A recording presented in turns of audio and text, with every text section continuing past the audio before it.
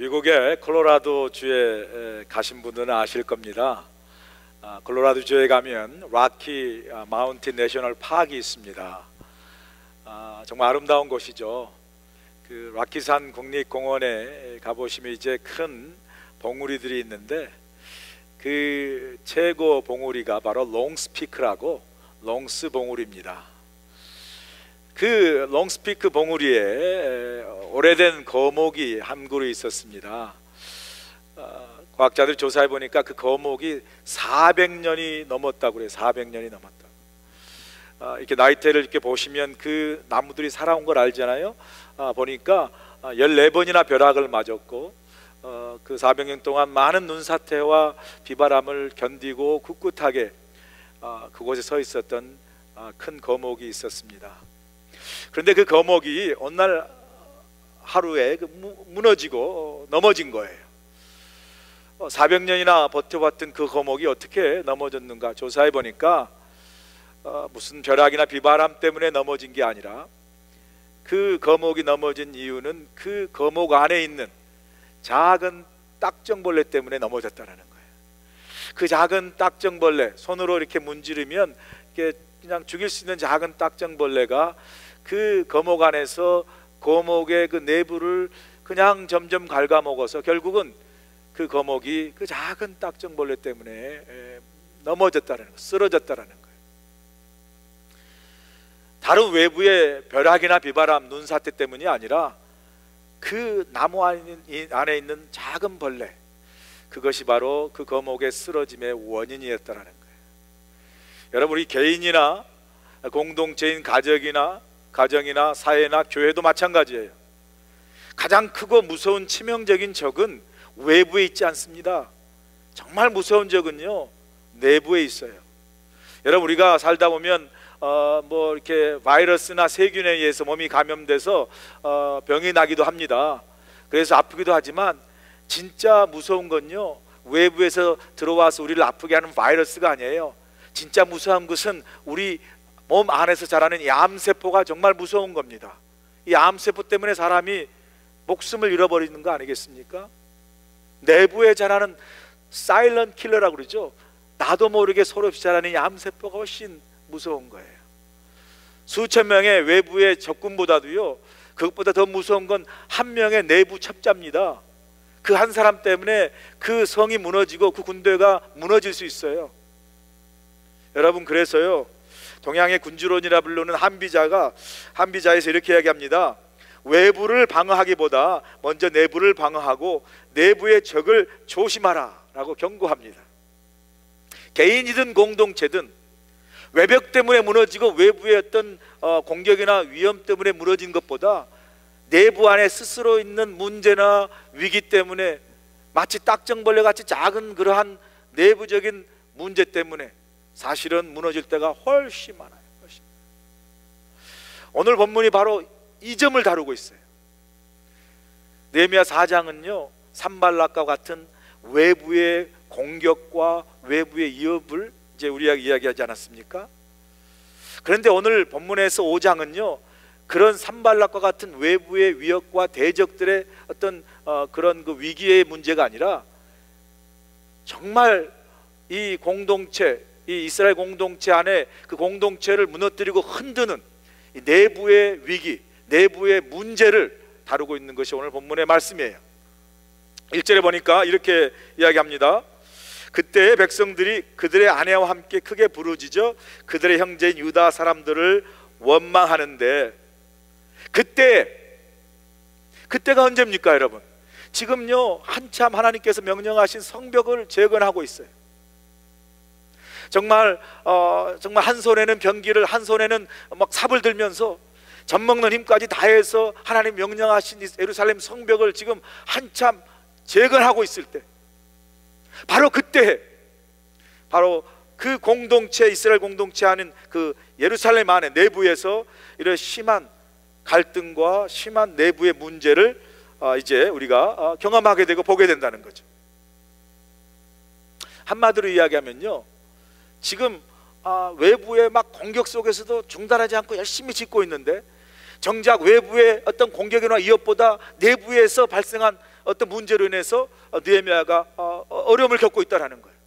어떤 의미에서는 적전분열입니다. 적전분열이라는 말이 있죠. 무슨 말입니까? 적군을 앞에 두고 우리 안에서 내부에서 자기들끼리 치고받고 싸우는 거를 적전분열이라고 그래요.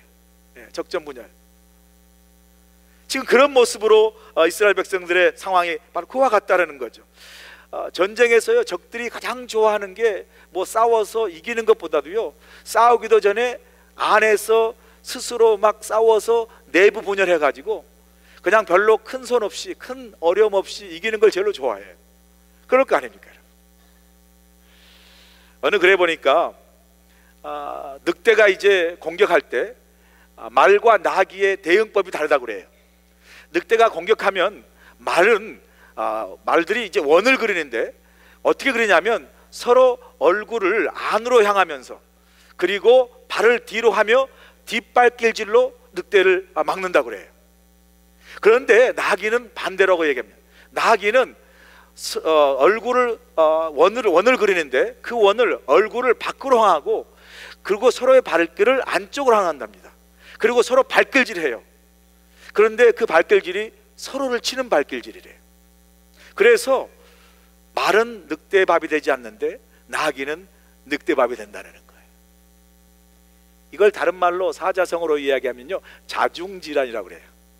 안에서 스스로 싸워서 스스로 무너지는 자중질환. 이 모습을 생각하면서 우리가 교회의 모습을 좀 생각해 보고 싶어요. 이민교회, 한국교회의 모습은 혹시 이렇게 자중질환이나 적전분열과 같은 그러한 모습은 아닌가? 교회가 세상에서 해야 할 중요한 영적 사명이 있고 선교적인 중요한 과제가 있어요. 그게 뭐냐면요, 세상을 향해서, 그죠? 하나님의 나라와 하나님의 그 가치를, 그죠? 복음을 증거하고 전파하는 중요한 영적인 사명이 있어요. 그 사명을 이루기 위해서 사실 어떻게 보면 교회는 교회 밖의 세상과 끊임없이 영적인 전쟁을 하고 싸웁니다. 세상에 가치와 문화가 있잖아요. 이기적인 문화, 그죠? 자기중심적인 문화, 탐욕과 쾌락을 추구하는 문화, 비교하고요, 성자유주의적인 문화, 정말 자기만 하는 어떤 자기중심적 문화, 얼마나 세상적인 그러한 가치들이 많습니다. 물질주의, 그리고 상대주의가 사실 세상의 가치 아닙니까? 어떤 상황이든지 그 상황에 맞으면 진리예요. 절대적인 게 없어요. 그런 세상적인 가치를 향해서 교회는 뭘 하는 겁니까? 교회는 복음, 예수 그리스도의 십자가의 가치, 그죠? 십자가의 문화, 하나님 나라의 가치와 하나님 나라의 문화를 증거하고 전파하는 그런 흉흉한 선교적인 과제와 영적인 사명이 있어요.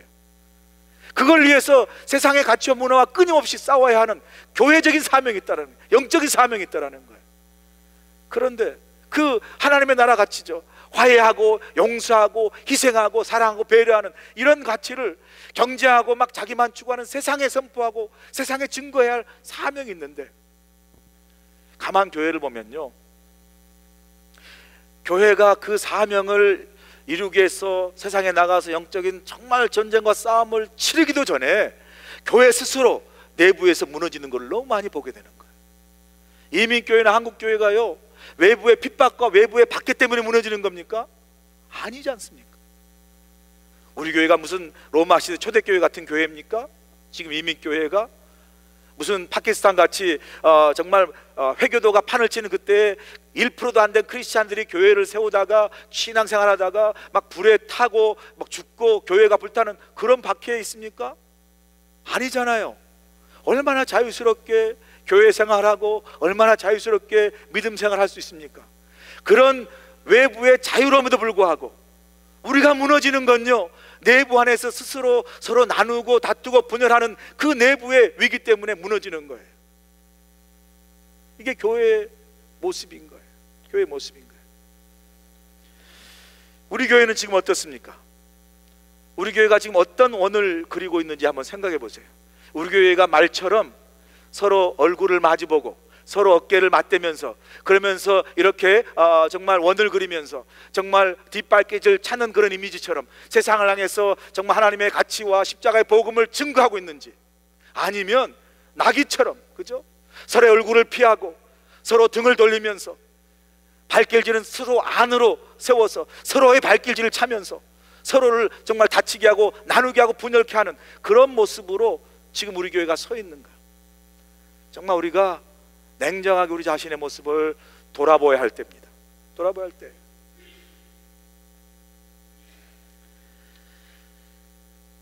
본문은 느헤미야가요, 외부의 공격이 아닌 사실 스스로 백성들 내부의 어떤 갈등과 이기 때문에 어려움을 겪는 모습을 보게 되죠. 그 어려움과 어떤 갈등의 핵심적인 내용, 이유는 뭐냐면요, 불평과 원망하는 거예요. 이제 백성들이 살면서 지금 이 내부적으로 불평과 원망을 하는데, 이제 앞으로 읽으면 그 불평과 원망의 이유가 나올 겁니다.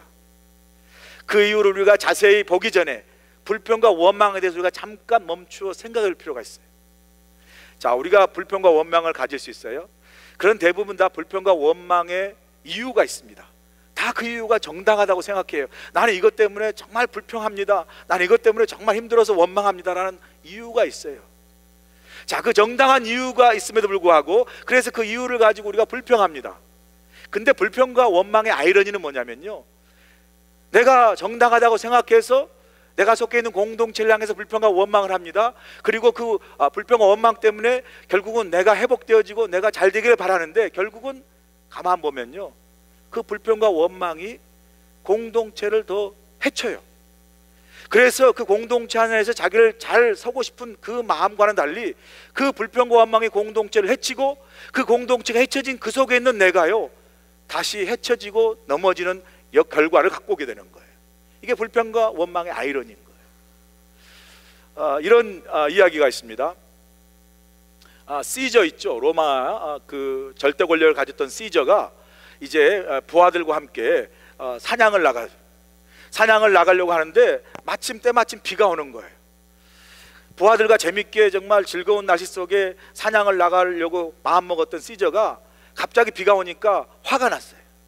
그래서 자기가 믿는 주피터 신에게 정말 자기가 재밌게 사냥을 나가려고 하는데 비를 준다고 그 신을 향해서 불평하고 원망하면서 부하들에게 주피터를 향해서 화살을 쏘라고 이야기합니다. 그래서 부하들이 시제 명령에 따라서 자기가 믿고 있는 하늘의 신 주피터에게 화살을 당기죠. 쏘죠. 그런데 그 시위를 떠난 화살이 하늘로 날아가다가 그만 하늘에도 닿기 전에 다시 다 땅에 떨어져서 부하의 머리와 심장에 박혀 부하들이 죽은 거예요. 이게 뭘 이야기합니까? 불평과 원망은 결국은 공동체와 나를 죽이는 원인이 된다는 거예요. 그래서 성경은요, 불평과 원망을 죄로 이야기합니다. 죄로. 이스라엘 백성들이 40년간 광야에 유리하고 방행한 이유가 뭐죠? 하나님께서 정말 노예된 그들을 해방시키고 홍해까지 건너고 약속의 땅을 주시겠다고 한 거예요.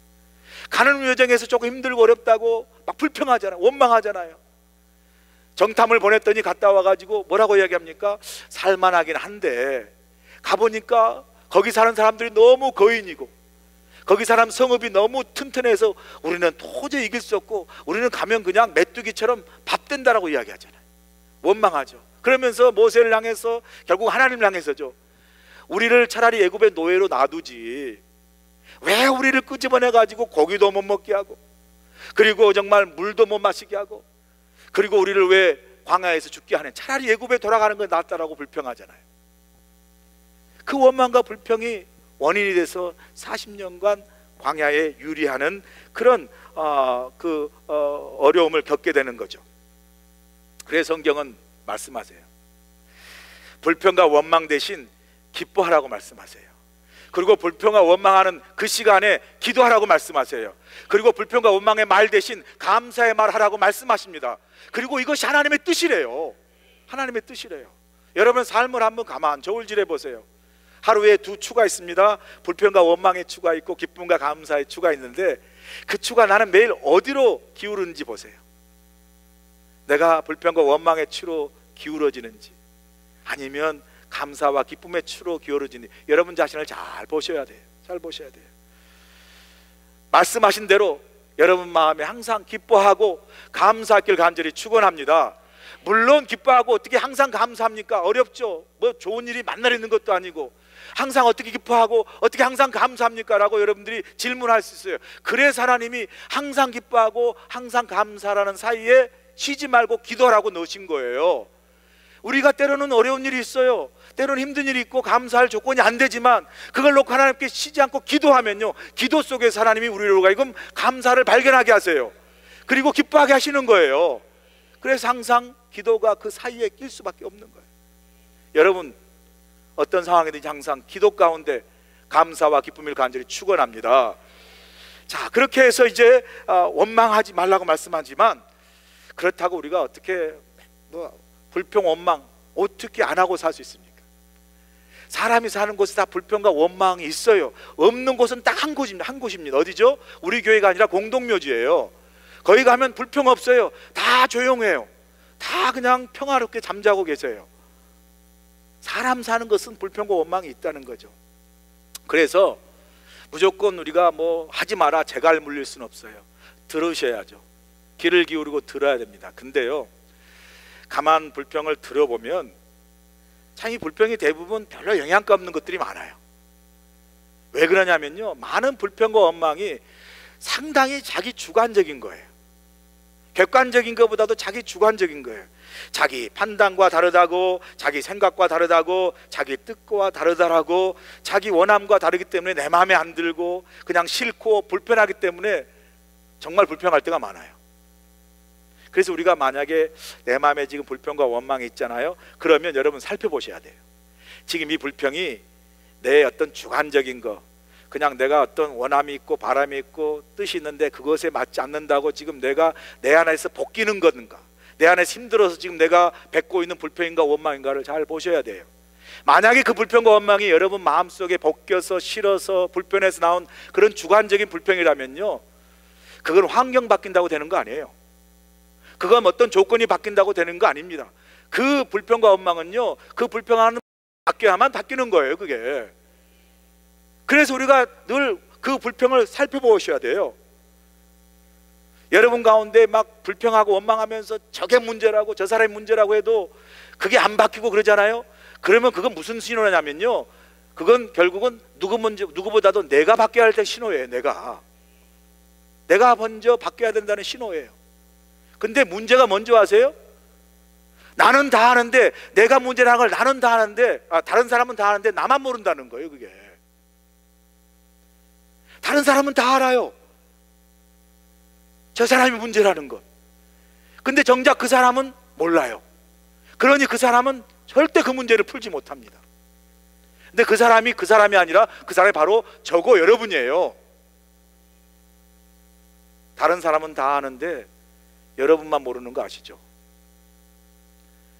다른 사람이 우리 교회 잘 알아요. 다른 교회 놀라는 사실은요, 우리 교회에 돌아가는 것을요, 우리 교인보다 다른 사람이 더 잘 아는 거 있죠. 담임 목사님 저보다 다른 교회 목사님이 더 잘 알아요. 그래서 제가 거기서 배워요. 아, 그랬어요? 아, 그랬군요. 저는 몰랐어요. 그래요. 정말 그런 경험을 했습니다. 제가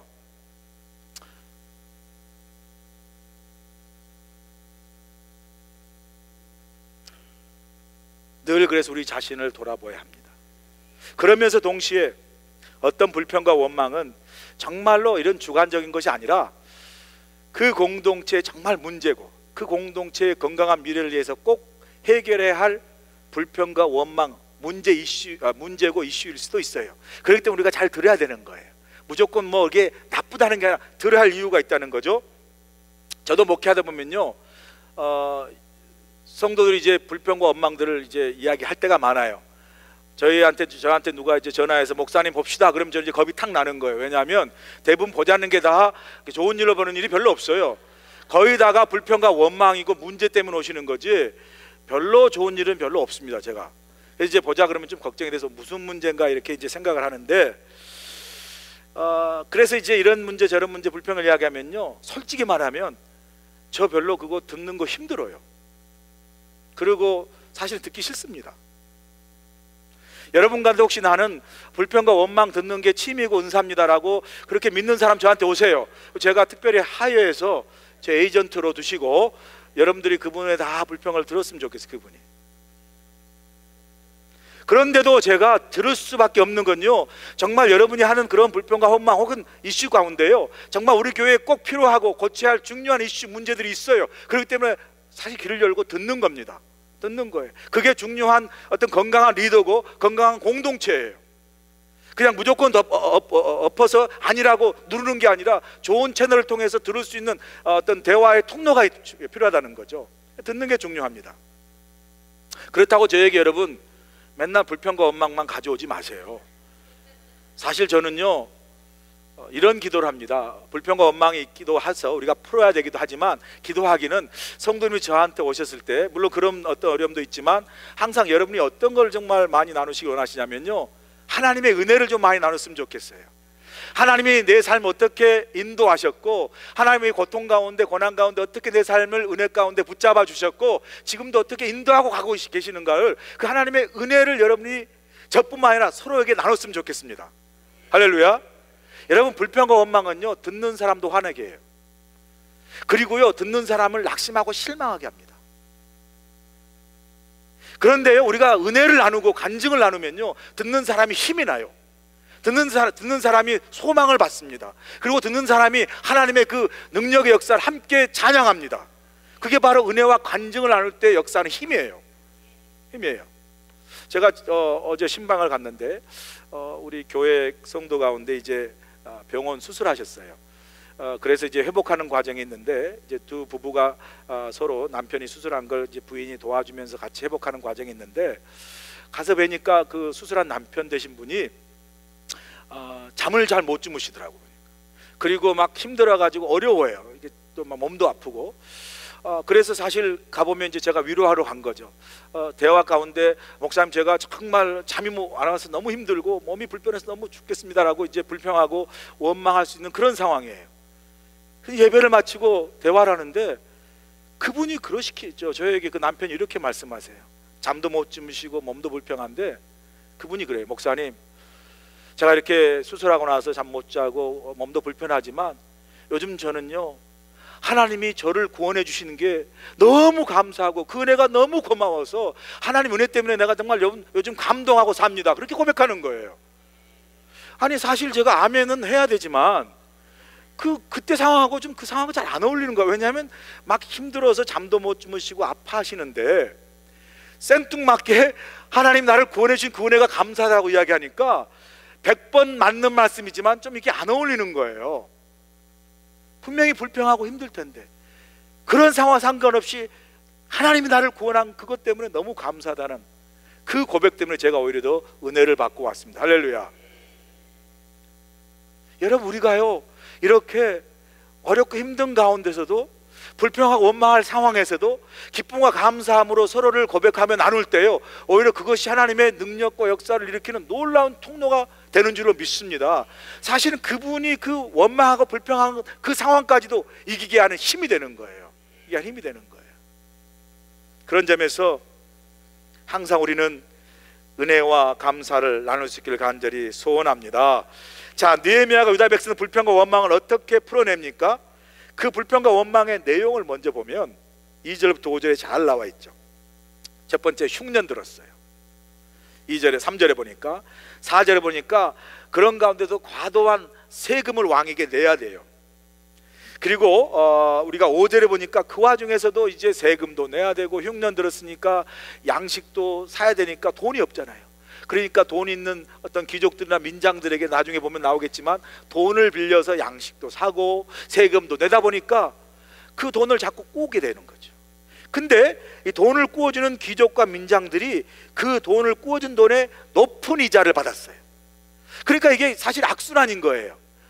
흉년이 들어서 곡식도 없고 뭐 내다 팔을 것도 없어가지고 계속 돈은 꾸게 되고 이자는 높아지니까 이제 어떤 상황까지 벌어지냐면 그 돈을 못 갚게 되니까 그 돈을 갚아야 되려면 부자들이 그 자녀들의 그 빚진 사람들의 자녀까지 팔아가지고 돈을 받는 그런 일들이 지금 일어난 거예요. 5절에 보니까 이렇게 이야기합니다. 5절 후반부에 보니까 이제 우리 자녀를 종으로 파는도다.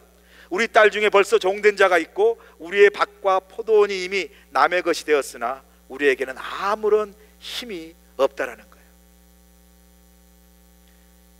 지금 백성이 처한 상황, 이렇게 아주 악순환인 힘든 상황이에요. 자, 이런 상황을 보고받고 느헤미야가 6절에 이렇게 반응합니다. 6절에 보니까 내가 백성의 부르짖음과 이런 말을 듣고 크게 분노했다라고. 분노했다. 자, 사실 뭐 어려우면 돈 꾸고, 꾼 돈 꾸어준 사람 이자 받고, 또 이자 받은 담보가 되어진 것을 못 갚으면 그 담보를 빼앗아 가고, 뭐 이런 게 사실 어떻게 보면 당연한 경제 원리잖아요. 시장의 원리가 그래요. 그러니까 뭐 그렇게 뭐 옛날도 지금도 가난한 사람은 가난하고 뭐 잘 사람 잘 산 사람이 있고요. 그게 크게 뭐 옛날 남의 어떤 어느 시대 갑자기 난 일이 아니고 항상 있던 일인데, 왜 느헤미야는 그런 상황 속에서 이렇게 크게 분노했을까? 그 분노한 이유를 우리가 살펴볼 필요가 있습니다. 느헤미야가 분노한 이유는요, 뭐 경제적으로 불평등하고 이런 사회적인 문제가 있고 특별히 돈 많은 사람들이 많은 이자를 받는 그 외형적인 문제에 대해서 분노한 것이 아니라, 정말 느헤미야가 분노하고 있는 건 바로 이거예요. 바로 지금 그 당시 이스라엘 백성을 지배하고 있는 정신, 이스라엘 백성이 그 예루살렘 공동체를 지배하고 있는 그 스피릿, 그 정신과 그 스피릿을 향해서 분노하는 거예요. 지금 백성들이 뭘 하고 있습니까? 자기 집 건설하는 거 아니거든요. 하나님께서 명령하신 예루살렘 성벽을 재건하고, 그리고 그 성벽을 재건함으로 하나님의 성전을 보호해서 성전을 온전히 세워서 결국은 그 성전을 중심으로 예배하는 하나님의 거룩한 공동체를 세워나가는 그런 역사를 지금 진행하고 있거든요. 하나님의 거룩한 예배 공동체, 하나님의 거룩한 공동체를 세워가는 이 와중에서 지금 정작 일어나고 있는 일들, 그 공동체에 일어나고 일들이 보니까 이거예요. 다른 사람이 아픔과 고통도 생각하지 않고요, 자기만 생각하고, 그렇죠? 남을 돕기보다는 높은 이자로 어떻게든 자기 이익만 챙기고 있고요, 돈 만든 거 기다려주고 참아주기보다도 돈을 받으려고 나머지 자식까지도 팔아버리는, 그래서 내 돈을 받고 싶어하는 양심마저 마비돼버린 그러한 공동체 정신, 하나님의 거룩한 공동체를 세우겠다고 함께 일하고 있는 그 공동체 안에서 자기만 생각하는 탐욕주의와 자기만 생각하는 이기주의와 자기중심주의가 그렇게 판을 치고 있다는 거예요. 느헤미야는요, 그 정신, 그 스피릿에 대해서 분노하는 거예요. 여러분, 외형적인 문제가 중요한 게 아니에요. 진짜 중요한 건요, 그 공동체 안에서 흐르고 있는 정신과 스피릿이 중요해요. 여러분, 이기적인 정신과 이런 분열된 마음으로 지은 성벽 아무리 튼튼하게 지으면 뭐합니까? 언제든지 무너질 수 있어요. 생각해 보세요. 적들이 침입했습니다. 성벽이 든든히 세워도요, 안에서 힘들고 어렵게 사는 백성 한 사람이 변심해서 밤에 성문 열면요, 금방 들어와서 차지하는 거예요. 그 크게 든든하게 세워진 성벽이 무슨 소용이 있어요? 정말 중요한 성벽은 그래서 외벽이 아니라 그 백성들이 한 마음으로 모아진 마음의 성벽인 줄로 믿습니다. 이 성벽이 중요한 거예요. 이 성벽이. 도시국가 중에, 그리스 도시국가 중에 스파르타 국가가 있어요. 스파르타 도시국가는 가장 강력한 도시국가였는데, 재밌는 사실은 이 스파르타 도시국가에는 그 외벽에 성벽이 없었다고 그래요. 그러면서 스파르타 왕들은 다른 왕들에게 이렇게 자랑했다고 합니다. 세상에 있는 어떤 군대나 어떤 무기도 우리의 성벽을 넘을 수 없다. 그래서 다른 왕들이, 아니 너희는 성벽도 없으면서 무슨 성벽이라고 지금 이야기하는 거냐고 물었은 거예요. 그랬더니 스파르타 왕들이 다른 왕들을 향해서 이렇게 이야기했다고, 여기 있어, 우리의 군대가 곧 성벽이고 모든 사람이 그 성벽을 이루는 돌들이요. 여러분, 강력한 공동체는요, 물리적인 성벽으로 세워지는 게 아니에요. 정말 강력한 공동체의 진정한 벽돌은요, 사람이에요. 사람의 마음이에요. 우리 교회를 정말 강력한 하나님의 거룩한 공동체를 세우는 건요, 이 교회 건물도 아니고 113년의 역사도 아니고 우리 교회 사이즈도 아니고 교인의 수도 아닙니다. 여러분 한 사람 한 사람이 벽돌되어 한 마음으로 세워가는 마음의 벽이, 하나됨의 하나 일체의 벽이, 그게 정말 우리 교회를 세우는 강한 성벽인 줄로 믿습니다. 이게 중요한 거예요. 이게 중요합니다. 우리 교회를 한번 우리 교회를 지금 지배하고 있는 정신이 뭐, 우리 교회를 지금 흐르고 있는 스피릿이 무엇이, 혹시 나만을 생각하고 나만을 추구하는 나의 어떤 자기중심적인 사고나 다른 사람을 배려하기보다도 자기 어떤 권리만, 자기 것만 주장하면서 서로를 향하여 발길질하는 그러한 분열과 나눔의 스피릿이 우리 교회를 지배하고 있지는 않습니다. 여러분 한 사람 한 사람이 벽돌이에요. 자, 그러면 여러분이 어떤 벽돌인지를 한번 여러분 스스로를 질문하세요. 내가 우리 교회에 성벽을 세워가는, 보이지 않는 성전의 벽을 세워가는, 마음의 성벽을 세워가는 한 사람의 벽돌인데, 나는 우리 교회에 어떤 벽돌인가 보세요. 내가 우리 교회를 향해서 불만의 벽돌이 한 사람이고, 원망의 벽돌이 한 사람이고, 비난하고 비판하고 잘못을 지적하는 그 한 사람의 벽돌인지, 아니면 우리 교회를 세워가는데 교회 안에 용서와 화해와 일치와 사랑과 희생을 세워가는 벽돌인지를 우리 각자 스스로를 이 시간 돌아보기를 간절히 소원합니다. 여러분 어떤 벽돌이세요? 느헤미야는 이런 현상을 보고 7절에 보니까 이렇게 반응합니다. 깊이 생각하고 귀족들과 민장들을 꾸짖어 그들에게 이르기를 너희가 각기 형제에게 높은 이자를 취하는도다 하고 대회를 열어 그들을 쳐서. 재밌는 현실이 상황이 뭐냐면요, 6절에 보니까 느헤미야가 이런 현상을 보고 막 크게 분노했다고. 분노는 감정이죠. 막 크게 화를 내서 분노했는데 7절로 딱 가니까, 바로 다음 절로 가니까 뭐라고 이야기하냐면 깊이 생각했다. 깊이 생각했다. 느헤미야는 이런 사람이에요. 내가 화가 나고 내가 막 분노하는 그 감정이 내 안에 막 들어온다 할지라도 그 감정대로 반사적으로 이야기하고 반사적으로 반응하는 것이 아니라, 그런 분노의 감정이 있음에도 불구하고 느헤미야는 절제할 줄 알았어요. 감정을 조절하고 통제할 줄 알았어요. 그래서 느헤미야는 감정대로 반응하지 아니하고 깊이 생각했어요.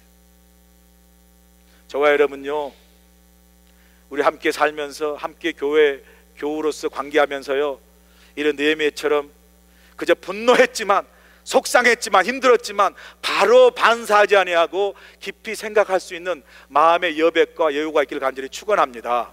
이게 성숙한 모습이에요. 성숙한 모습. 어떤 분은 그래요. 목사님, 저는 솔직한 사람입니다. 솔직히 이야기합니다. 그거 별로 좋은 거 아니에요, 여러분. 그게 뭐 좋은 줄 알아요. 근데 여러분, 정말 솔직히 이야기해서 그 솔직한 이야기 때문에 그 사람하고 관계가 좋아지고, 그죠? 그 솔직히 이야기한 것 때문에 그 사람과 함께하는 공동체가 좋아지면 이야기하세요. 그런데 나는 솔직히 말합니다라고 이야기해놓고 그 솔직히 말한 것 때문에 그 사람을 아프게 하고 함께한 공동체가 무너진 거라면요, 그건 솔직히 말한 것이 아니라 나쁜 거예요, 여러분. 무책임한 겁니다, 여러분.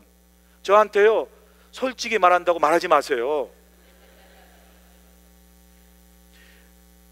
솔직히 말하는 건요, 이럴 때 솔직히 말하는 거예요. 요한 1세문 성경에 보면요, Speak the truth in love예요.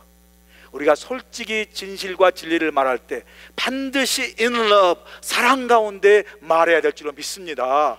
여러분, 솔직히 말한 나의 말이 그 사람을 참 이렇게 사랑 가운데 어울릴 수 있는 말이라면요, 얼마든지 하셔도 됩니다. 그러나 그게 아니라면요, 깊이 생각하시고 그 다음에 말씀하세요. 오늘 보니까 사실은 이 문제를 일으킨 사람이 귀족들과 민장이에요. 그러면 느헤미야 같으면 당신들이 귀족이고 민정인데, 당신이 지도자고 당신이 직분을 받은 사람인데 당신이 이러면 되겠습니다라고 모든 교인들 앞에서 그냥 비판하고 재단할 수 있어요. 그런데 오늘 느헤미야 보니까 7절에 보니까 깊이 생각하고 먼저 귀족들과 민장들을 불렀어요. 그리고 그들에게 말합니다. 당신들이 지도자인데, 당신들이 정말 백성들의 지도자인데 백성들을 당신이 도와야지, 당신들이 먼저 백성들의 고열을 빨면 어떡하냐라고 그들에게 양심에 호소하고 그들에게 잘 설득합니다. 먼저 불러서 그들의 자존심을 지켜주면서도 옳은 것이 무엇인가를 잘 이야기하는 느헤미야의 배려와 사려 깊음이 이 본문에서 보게 되는 거예요. 여러분, 우리가 함께하는 과정에서요, 이렇게 서로를 배려 깊이 살해할 수 있는 마음이 있기를 간절히 소원합니다. 그리고 나서 모아가지고요, 모든 백성들 앞에서 이야기합니다. 이러면 안 된다고 이야기하니까 사실은 공개적으로 비판하는 건데도 성경에 보니까 귀족과 민장들 어느 누구도 반항하거나 항변하는 사람이 없어요. 왜요? 이미 충분한 마음으로 공감하고 대화했기 때문에. 우리가 이런 지혜가 필요해요. 서로 마음과 마음을 나누고 공감할 수 있는, 그래서 우리가 서로를 지켜줄 수 있는 귀한 마음들이 필요한 줄로 믿습니다. 그리고는요, 느헤미야는 이 정신, 이 스피릿이 그냥 단순한 경제적이고 가난의 문제가 아니라 이걸 영적인 문제로 봤어요. 여러분, 교회의 모든 현상적인 문제는 문제의 현상일 수 있지만 결국은 영적인 문제예요. 왜냐하면요, 느헤미야는 그 문제를 가지고 제사장들에게 갑니다. 제사장 앞에서 왜 가겠어요? 이건 하나님 앞에 회개하고 하나님 앞에 영적으로 돌아서야 할 영적인 문제이기 때문에, 외부의 문제보다 이렇게 공동체에 서로를 향해서 발길질하는 분열과 위기가 진짜 위기인 걸 알기 때문에 영적 위기이기 때문에 제사장에 가죠. 그리고 제사장에 간 다음에 13절 마지막 보세요. 13절에 보니까 이렇게 말씀하세요. 뭐라고 말씀하시냐면, 내가 옷자락을 털며 이르기를 이 말대로 행하지 아니하는 자는 모두 하나님이 또한 이와 같이 그 집과 산 앞에서 털어버리실지니 그는 곧 이렇게 빌려서 털려서 빈손이 될지로다 하매 회중이 다 아멘하고 여호와를 찬송하고 백성들이 그 말한 대로 행하더라. 여러분 하나님이 털어버리신대. 하나님이 돌이키지 아니하고 우리 안에 거룩한 공동체에서의 교회 모습을 회복하지 아니하고 내 삶에 하나님의 백성으로 거룩한 모습을 회복하지 아니하시면 하나님이 털어버리신다는 건요, 하나님이 관계가 없다고 말씀하시는 거예요. 떠나시겠다는 거예요. 진짜 무서운 건요, 하나님이 우리와 함께하지 아니하고 떠나는 거예요. 털어버리시는 거예요. 하나님이 지킬 때 모든 걸 지킬 수가 있어요. 가정도 그렇고 건강도 그렇고 우리 교회도 하나님이 함께 하실 때 지킬 수 있는 거죠. 하나님이 털어버리시면요, 우리는 빈손입니다. 껍질만 남는 거예요. 요한계시록 에베소 교회에 가니까 너희가 첫사랑을 잃어버렸다, 그리고 그 첫사랑을 어디서 떨어졌는가를 생각하고 돌이키라. 그러지 아니하면, 회개하지 아니하면 내가 나의 촛대를 옮기리라. 저는 기도합니다. 하나님의 촛대가 저희 교회에 여전히 임하고 타오기를 기도합니다. 우리가요, 영적으로 다시 회개하고 주 앞에 돌아와서 다시 한번 잃어버렸던 시간들 있죠. 잃어버렸던 우리의 어떤 헌신들, 잃어버렸던 우리의 직분들, 지금까지 낭비했던 우리의 많은 것들을 다시 회복시켜서 하나님 앞에 온전히 설 때, 그때 하나님의 임재와 하나님의 그 임재 촛불이, 촛대가 우리 가운데 임하실 때 하나님이 우리를 통하여 새로운 역사를 일으킬 줄로 믿습니다. 그래서 필요한 게 뭐냐면요, 아멘 스피릿이에요. 아멘 스피릿. 서로를 향해서 자기 이익만 추구하는 그런 스피릿이 아니라 아멘 스피릿이 뭐냐면요, 오늘 백성들이 그렇게 명령하고 이자를 돌려주고 밭과 포도주를 다, 포도원을 다 돌려주라고 명령했을 때 다 아멘하며 그대로 행한 게 뭡니까? 우리가 죄 지었습니다. 우리가 부족했습니다. 우리가 회개합니다. 우리가 다시 한번 하나님 앞에 거룩한 공동체로 서겠습니다. 그렇게 하겠습니다라고 고백한 아멘. 이 아멘 스피릿이 저희 교회에 회복돼야 될 줄로 믿습니다. 그럴 때 하나님이 우리 교회를 사용하세요. 함께 정말 서로의 아픔을 부여잡고 각기 서로의 짐을 지면서 함께 일어나갈 때, 그 아멘 스피릿으로 함께 나갈 때 저희 교회가 반드시 거룩한 공동체로 하나님의 역사를 이루어가게 될 줄로 믿습니다. 이런 공동체가 여러분과 저희 삶 속에, 그리고 교회 속에 회복되기를 주를 간절히 축원합니다. 기도하시겠습니다. 좋으신 아버지 하나님, 감사합니다. 오늘 저희들 사랑하셔서 하나님의 거룩한 공동체를 회복할 수 있도록 저희를 불러주시고, 아버지 하나님 말씀을 통해서 우리의 모습을 돌아보게 하셔서 다시 한번 우리 안에서 부족한 모습들, 우리 앞에서 정말 하나님 앞에 온전치 못한 모습들을 회개할 수 있도록 아버지 우리를 인도하시고 도와주시옵소서. 그래서 그 거룩한 공동체를 통해서 하나님의 새로운 역사들을 우리가 이루어갈 수 있도록 하나님 우리들을 사용하여 주시옵소서. 예수님의 귀하심으로 감사하며 기도하옵나이다. 아멘.